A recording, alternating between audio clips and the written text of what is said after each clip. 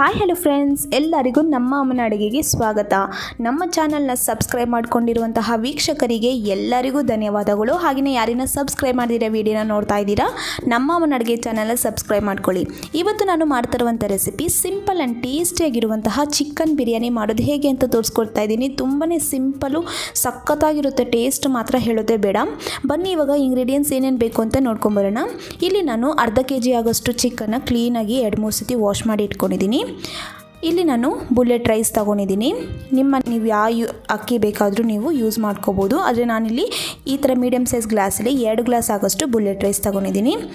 ಸ್ಪೈಸಸಲ್ಲಿ ನೋಡೋದಾದರೆ 2 ಪಲಾವ್ ಎಲೆ, 3 ಮರಾಠಿ ಮೊಗ್ಗು, 1 ನಕ್ಷತ್ರವು, 3 ಪೀಸ್ ಆಗೋಷ್ಟು ಚಕ್ಕೆ ತೊಗೊಂಡಿದ್ದೀನಿ, 1 ಇಂಚ್ ಆಗೋಷ್ಟು, 8 ಲವಂಗ, 2 ಏಲಕ್ಕಿ, ಸೋಂಪು 1 ಟೀ ಸ್ಪೂನ್, ಕಸೂರಿ ಮೇಥಿ ಅರ್ಧ ಟೀ ಸ್ಪೂನ್, ಕಾಳುಮೆಣಸು 1 ಟೀ ಸ್ಪೂನ್, ಅರ್ಧ ಕಪ್ ಆಗೋಷ್ಟು ಮೊಸರು, ಅರಿಶಿನ ಪುಡಿ ಅರ್ಧ ಟೀ ಸ್ಪೂನ್, ಧನಿಯಾ ಪುಡಿ 1 ಟೇಬಲ್ ಸ್ಪೂನ್, ಅಚ್ಕಾರದ ಪುಡಿ 1 ಟೇಬಲ್ ಸ್ಪೂನ್, ಹಾಗೆಯೇ ಬಿರಿಯಾನಿ ಮಸಾಲ ನಾನು 1 ಟೇಬಲ್ ಸ್ಪೂನ್ ತೊಗೊಂಡಿದ್ದೀನಿ. ಟೊಮೆಟೊ 2ನ ಮೀಡಿಯಮ್ ಸೈಜಲ್ಲಿ ಕಟ್ ಮಾಡಿ ಇಟ್ಕೊಂಡಿದ್ದೀನಿ. ಎಣ್ಣೆ 1/4 ಕಪ್ ಆಗೋಷ್ಟು ತೊಗೊಂಡಿದ್ದೀನಿ. ಎಣ್ಣೆ ಬಂದು ಬಿರಿಯಾನಿಗೆ ಸ್ವಲ್ಪ ಜಾಸ್ತಿನೇ ಬೇಕಾಗುತ್ತೆ, ಅವಾಗ ಟೇಸ್ಟ್ ಆಗಿರುತ್ತೆ. ಇವಾಗ ಇಲ್ಲಿ ಪೇಸ್ಟ್ಗೆ ಏನೇನು ಇಂಗ್ರೀಡಿಯೆಂಟ್ಸ್ ನೋಡ್ಕೊಂಬರೋಣ. 1 ಕಪ್ ಆಗೋಷ್ಟು ಕೊತ್ತಂಬರಿ ಸೊಪ್ಪು, 2 ಇಂಚ್ ಆಗೋಷ್ಟು ಶುಂಠಿ, ಬೆಳ್ಳುಳ್ಳಿ 2 ಗಡ್ಡೆನ ಸುಲಿದಿಟ್ಕೊಂಡಿದ್ದೀನಿ, ಹಸಿಮೆಣಸಿನಕಾಯಿ 7, 2 ಈರುಳ್ಳಿನ ಉದ್ದುದಕ್ಕೆ ಕಟ್ ಮಾಡಿ ಇಟ್ಕೊಂಡಿದ್ದೀನಿ, ಪುದೀನ 1 ಕಪ್, ರುಚಿಗೆ ತಕ್ಕಷ್ಟು ಉಪ್ಪು, ತುಪ್ಪ 2 ಟೇಬಲ್ ಸ್ಪೂನ್. ಮಾಡೋದು ಹೇಗೆ ಅಂತ ನೋಡೋಣ. ಮೊದಲು ಪೇಸ್ಟ್ ಮಾಡ್ಕೊಳೋದಕ್ಕೆ ನಾನೊಂದು ಮಿಕ್ಸಿ ಜಾರನ್ನು ತೊಗೊಂಡಿದ್ದೀನಿ. ಇವಾಗ ಇದಕ್ಕೆ ಕೊತ್ತಂಬರಿ ಸೊಪ್ಪು, ಪುದೀನ, ಶುಂಠಿ, ಬೆಳ್ಳುಳ್ಳಿ, ಹಸಿಮೆಣಸಿನ್ಕಾಯಿ ಇಷ್ಟು ಹಾಕ್ಕೊಂಡು ನಾನು ಪೇಸ್ಟ್ ಮಾಡ್ಕೊಂಡು ಬರ್ತೀನಿ. ಇದಕ್ಕೊಂದು ಸ್ವಲ್ಪ ನೀರು ಹಾಕ್ಕೊಂಡು ಪೇಸ್ಟ್ ಮಾಡ್ಕೊಂಡು ಬನ್ನಿ. ನೋಡಿ, ಇವಾಗ ನಾನು ಈ ಥರ ಚೆನ್ನಾಗಿ ಪೇಸ್ಟ್ ಮಾಡ್ಕೊಂಡಿದ್ದೀನಿ. ಇವಾಗ ಒಂದು ಬೌಲ್ಗೆ ಚಿಕನ್ನ ಹಾಕ್ಕೊಂಡು ಇಟ್ಕೊಂಡಿದ್ದೆ. ಇವಾಗ ಇದಕ್ಕೆ ಲೆಗ್ ಪೀಸು 2 ಲೆಗ್ ಪೀಸನ್ನು ತೊಗೊಂಡಿದ್ದೀನಿ. ಇವಾಗ ನಾನು ಪೇಸ್ಟ್ ಮಾಡ್ಕೊಂಡಿದ್ದೀನಲ್ಲ, ಇದನ್ನು ಮೊದಲು ನಾನು 2 ಟೇಬಲ್ ಸ್ಪೂನ್ ಆಗೋಷ್ಟು ಪೇಸ್ಟನ್ನು ಹಾಕ್ಕೊಂಡಿದ್ದೀನಿ. ಹಾಗೆಯೇ ಅರಿಶಿನ ಪುಡಿ, ಸ್ವಲ್ಪ ಉಪ್ಪು ಇಷ್ಟು ಹಾಕ್ಕೊಂಡು ಚೆನ್ನಾಗಿ ಒಂದು ಸತಿ ಕೈಯಲ್ಲಿ ಕಲಿಸ್ಕೊಳ್ಬೇಕಾಗುತ್ತೆ. ಇದು ನಾನು ಮ್ಯಾರಿನೇಟ್ ಮಾಡೋದಕ್ಕೆ ಬಿಡ್ತಾಯಿದ್ದೀನಿ. ನೋಡಿದ್ರಲ್ಲ, ಇವಾಗ ಇದೇ ಥರನೇ ಚೆನ್ನಾಗಿ ಕಲಿಸ್ಕೊಂಡು ಮ್ಯಾರಿನೇಟ್ ಮಾಡೋದಕ್ಕೆ ಬಿಡೋಣ. ಒಂದು 10 ನಿಮಿಷ ಹಾಗೆ ಬಿಟ್ಟರೆ ಸಾಕಾಗುತ್ತೆ. ಇವಾಗ ಇಲ್ಲಿ ನಾನು ನೋಡಿ ಅಕ್ಕಿನ ಚೆನ್ನಾಗಿ ವಾಶ್ ಮಾಡ್ಕೊತಾ ಇದ್ದೀನಿ. ಇವಾಗ ಇದೇ ಥರನೇ ಒಂದು 2-3 ಸತಿ ಚೆನ್ನಾಗಿ ವಾಶ್ ಮಾಡಿಕೊಂಡು ನೀರು ಹಾಕಿ ಹಾಗೆಯೇ ಇಟ್ಕೊಂಡಿದ್ದೀನಿ. ಇವಾಗ ಬಿರಿಯಾನಿ ಮಾಡೋದು ಹೇಗೆ ಅಂತ ನೋಡೋಣ. ಮೊದಲು ಸ್ಟವ್ ಹಚ್ಚಿ ಒಂದು ಪಾತ್ರೆನ ಇಟ್ಕೊಂಡಿದ್ದೀನಿ. ಇವಾಗ ಇದಕ್ಕೆ ನಾನು ಎಣ್ಣೆನ ಹಾಕ್ಕೊಂಡಿದ್ದೀನಿ, ಹಾಗೆಯೇ ತುಪ್ಪ 2 ಟೇಬಲ್ ಸ್ಪೂನ್ ಹಾಕ್ಕೊಂಡಿದ್ದೀನಿ. ಬಿರಿಯಾನಿಗೆ ಆದಷ್ಟು ಸ್ವಲ್ಪ ಎಣ್ಣೆ ಜಾಸ್ತಿ ಹಾಕಿದ್ರೆ ಟೇಸ್ಟು ಚೆನ್ನಾಗಿರುತ್ತೆ. ಇವಾಗ ಎಲ್ಲ ಸ್ಪೈಸಸ್ನೆಲ್ಲ ಹಾಕ್ಕೊಂಡು ಇದೇ ಥರನೇ ಲೈಟಾಗಿ ಫ್ರೈ ಮಾಡ್ಕೊತಾ ಇದ್ದೀನಿ. ನೋಡಿ, ಇದೇ ಥರ ಒಂದು 10 ಸೆಕೆಂಡ್ಸು ಮೀಡಿಯಮ್ ಫ್ಲೇಮಲ್ಲಿ ಫ್ರೈ ಮಾಡ್ಕೊಳ್ಳಿ. ಇವಾಗ ಇದೆಲ್ಲ ಚೆನ್ನಾಗಿ ಇದೇ ಥರನ ಒಂದು 10 ಸೆಕೆಂಡ್ಸ್ ಫ್ರೈ ಆದಮೇಲೆ ಇವಾಗ ಈರುಳ್ಳಿನ ಹಾಕ್ಕೊತಾ ಇದ್ದೀನಿ. ನೋಡಿ, ಈರುಳ್ಳಿನೂ ಅಷ್ಟೇ, ಇಲ್ಲಿ ನಾನು ಮೀಡಿಯಮ್ ಸೈಜ್ ಈರುಳ್ಳಿನ ಉದ್ದುದ್ದಕ್ಕೆ ಕಟ್ ಮಾಡಿ ಹಾಕ್ಕೊಂಡಿರೋದು. ಈರುಳ್ಳಿನೂ ಅಷ್ಟೇ ಚೆನ್ನಾಗಿ ಫ್ರೈ ಮಾಡ್ಕೋಬೇಕಾಗುತ್ತೆ. ನೋಡಿ, ಇದೇ ಥರನೇ ಗೋಲ್ಡನ್ ಬ್ರೌನ್ ಬರಬೇಕು, ಅಲ್ಲಿವರೆಗೂ ಫ್ರೈ ಮಾಡಿಕೊಂಡ್ರೆ ಟೇಸ್ಟು ತುಂಬಾ ಚೆನ್ನಾಗಿ ಬರುತ್ತೆ. ನೀವು ಈ ಥರ ಬಿರಿಯಾನಿನ ಯಾರಾದರೂ ಮನೆಗೆ ಗೆಸ್ಟ್ ಬಂದಾಗ ದಿಢೀರಂತ ಬೇಗನೆ ಮಾಡ್ಕೋಬೋದು, ತುಂಬ ಚೆನ್ನಾಗಿರುತ್ತೆ.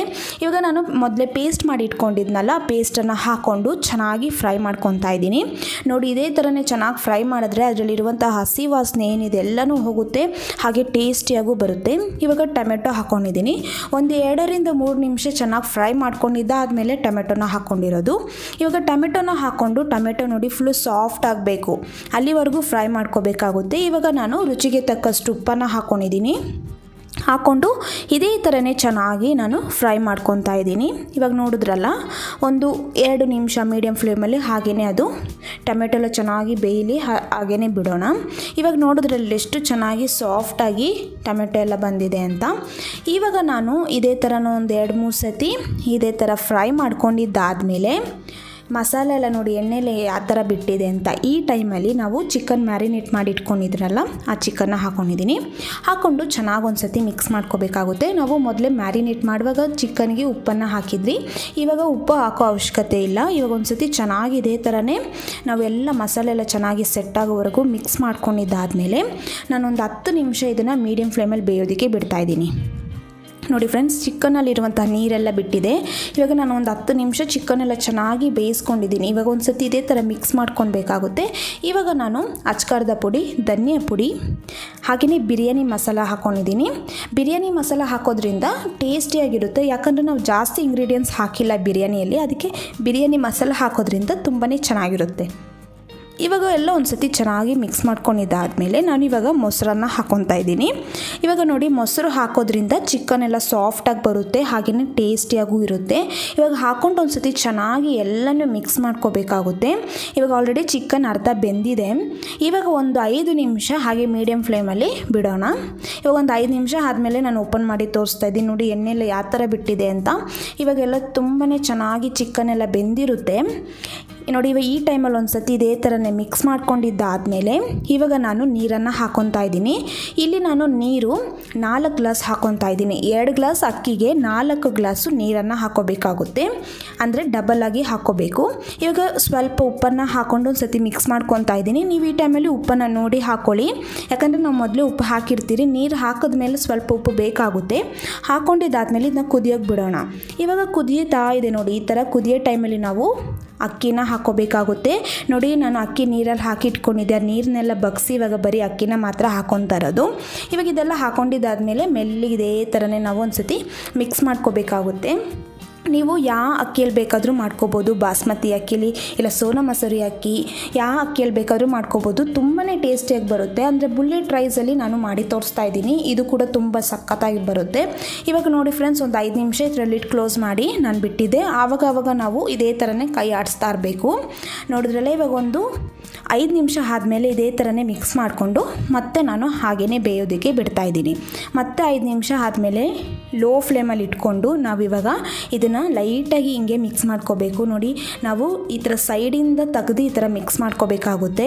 ಇವಾಗ ನೋಡಿ ಇದೆಲ್ಲ ರೆಡಿಯಾಗಿದೆ, ನೀರೆಲ್ಲ ಫುಲ್ ಇದಾಗಿದೆ. ಇವಾಗ ಸ್ವಲ್ಪ ದಮ್ಮಗೆ ಹಾಗೇ ನಾನು ಒಂದು 5 ನಿಮಿಷ ಬಿಟ್ಟಿದ್ದೀನಿ. ಇವಾಗ ಚಿಕನ್ ಬಿರಿಯಾನಿ ಕಂಪ್ಲೀಟಾಗಿ ರೆಡಿಯಾಗಿದೆ ಫ್ರೆಂಡ್ಸ್. ನೋಡಿದ್ರೆಲ್ಲ ಸೂಪರಾಗಿ ಬಂದಿದೆ. ಟೇಸ್ಟು ನೀವು ಖಂಡಿತವಾಗ್ಲೂ ಮನೇಲಿ ಒಂದ್ಸತಿ ಟ್ರೈ ಮಾಡಿ ನೀವೇ ಕಮೆಂಟ್ ಮಾಡ್ತೀರಾ, ಅಷ್ಟು ಚೆನ್ನಾಗಿರುತ್ತೆ ಟೇಸ್ಟು. ನೋಡಿದ್ರಲ್ಲ, ಇವಾಗ ಚಿಕನ್ ಬಿರಿಯಾನಿ ರೆಡಿಯಾಗಿದೆ. ನಾನು ಸರ್ವಿಂಗ್ ಪ್ಲೇಟಲ್ಲಿ ಸರ್ವ್ ಮಾಡ್ತಾ ಇದ್ದೀನಿ. ನೀವು ಇದ್ರ ಜೊತೆ ರೈತಾ ಆ ಥರ ಏನಾದರೂ ಸೈಡ್ ಡಿಶ್ ಮಾಡ್ಕೊಳ್ಬೋದು, ತುಂಬ ಸಕ್ಕತ್ತಾಗಿರುತ್ತೆ.